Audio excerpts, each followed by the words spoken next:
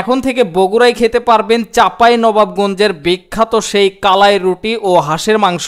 এছাড়া এই রুটির সাথে খেতে পারবেন পোড়া বেগুন ভর্তা ও ধনিয়া ভর্তা। মামা, প্রতিদিন আপনাদের বেগুন কত কেজি লাগে? 15 কেজি 20 কেজি লাগে প্রতিদিন 15 থেকে 20 কেজি? হ্যাঁ, আমাদের এখানে কোনো প্যাকেট মশলা আমরা ইউজ করি না, এখানে সব আমরা নিজেরাই বাটা মশলা ব্যবহার করি। এই হাঁসের মাংসগুলো শুধু আপনারা রুটি দিয়েও না, সাথে গরম গরম খিচুড়ির সাথেও খেতে পারবেন। এই কালাই রুটি খাওয়ার জন্য শুক্রবারের দিন জুম্মার নামাজ পরপরই আমি ও তুষার রহমান রওনা দিছিলাম জিয়াউর রহমান মেডিকেল কলেজের দিকে। তারপর আমরা চলে আসলাম মেডিকেল ফ্লাইওভারের নিচে। আর এখন আমাদেরকে শহরে যাওয়ার যে নতুন বাইপাস হয়েছে সেই দিকে যাইতে হবে মাত্র 180 মিটার। আপনারা চাইলে ফ্লাইওভারের নিচ থেকে 2 মিনিটের রাস্তা পায়ে হেঁটেই যেতে পারবেন। আর দোকানের সামনে কিন্তু বড় করে একটি সাইনবোর্ডে লেখাই আছে কালাই কুঠির। এখানে কিন্তু প্রতিদিন প্রায় দুপুর 2:30 থেকে রান্না করা শুরু হয়। একটি কড়াইয়ে রান্না হয় রাজহাঁস, আরেকটি কড়াইয়ে রান্না হয় পাতিহাঁস। রান্নার জন্য এখানে কোনো প্যাকেটিং মশলা ব্যবহার করা হয় না, তাদের নিজেদেরই বাটা মশলা ব্যবহার করা হয়। এমনকি গুঁড়া মরিচ ও হলুদ পর্যন্ত তারা নিজেরাই মেল থেকে ভেঙে নেয়। গ্রেভিগুলো কষানোর পরপরই তার মধ্যে দিয়ে দেওয়া হলো হাঁসের মাংস।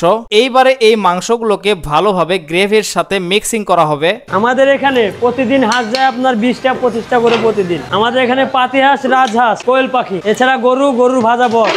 আমরা আসছি রাজশাহী থেকে, এখানে চাকরি করি। এই রাজশাহীর চেয়ে এখানে হাঁসের টেস্টটা একটু বেশি হবে। এই পাশে পাতিহাঁস মানে মাখানো শেষ, এটা এই পাশে এখন রাজহাঁস হবে। এক পাশের কড়াইয়ে রান্না হচ্ছে পাতিহাঁস, আরেকটা কড়াইয়ে রান্না হবে এইবার রাজহাঁস। আর মাংসর পিসগুলা কিন্তু দেখতেই পারতেছেন কত বড় বড় সাইজ। আমরা রাজশাহীতে রসুন দিই না, কিন্তু বগুড়াতে দিই আমরা, দিলে ভালো লাগে। এই রসুনটা তো মনে হয় একদম গোটাল গোটাল খাইতে পারবে। হ্যাঁ, গোটা সেই মজা লাগে। কিছুক্ষণ আগে পাতিহাঁসের মাংসর যে পিসগুলো দেখলেন তার থেকে কিন্তু দ্বিগুণ বড় সাইজ রাজহাঁসের মাংসর পিস। অন্যদিকে জ্বালানো হচ্ছে মাটির চুলা, আর এই চুলাতেই ভাজা হবে কালাই রুটি। রুটিগুলো ভাজার আগে ভর্তা বানানোর জন্য পুড়ে নেওয়া হবে বেগুন। বেগুনগুলো যখন ভালোভাবে পোড়া হলো সেইগুলোকে বের করে তৈরি করা হলো বেগুন ভর্তা। বেগুন ভর্তার পাশাপাশি পেয়ে যাবেন শুকনা মরিচ ভর্তা ও কাঁচা ধনিয়া ভর্তা। আর এই ভর্তাগুলোতে ব্যবহার করা হয় একদম খাঁটি সরিষার তেল। এবারে তৈরি করে নেওয়া হচ্ছে কালাই রুটি বানানোর প্রসেসিং। প্রথমে একটি বড় গামলার মধ্যে দেওয়া হলো 3 প্লেট চালের আটা। তারপরে চালের আটার অর্ধেক পরিমাণে দেওয়া হলো মাসকালাইয়ের আটা।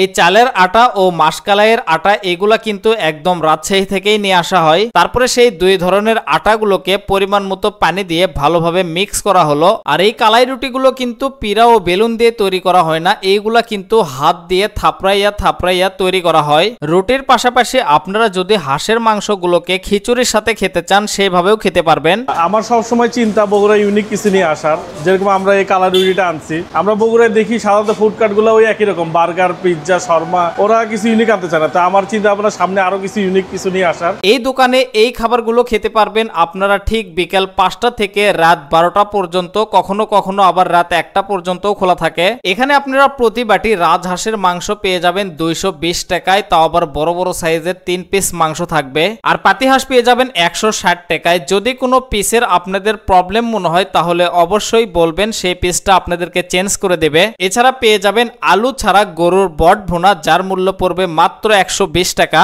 আর এখানকার প্রত্যেকটি খাবারে কিন্তু অনেক মজাদার। আপনারা কে কে খেয়েছেন এর আগে তারা অবশ্যই কমেন্ট করে জানাবেন। তো এই ছিল আজকের ভিডিও। সবাই ভালো থাকবেন, সুস্থ থাকবেন। আর আমাদের পেজে আপনারা যদি নতুন হয়ে থাকেন তাহলে অবশ্যই ফলো করবেন। দেখা হচ্ছে পরবর্তী নতুন কোনো ভিডিও নিয়ে। আল্লাহ হাফেজ।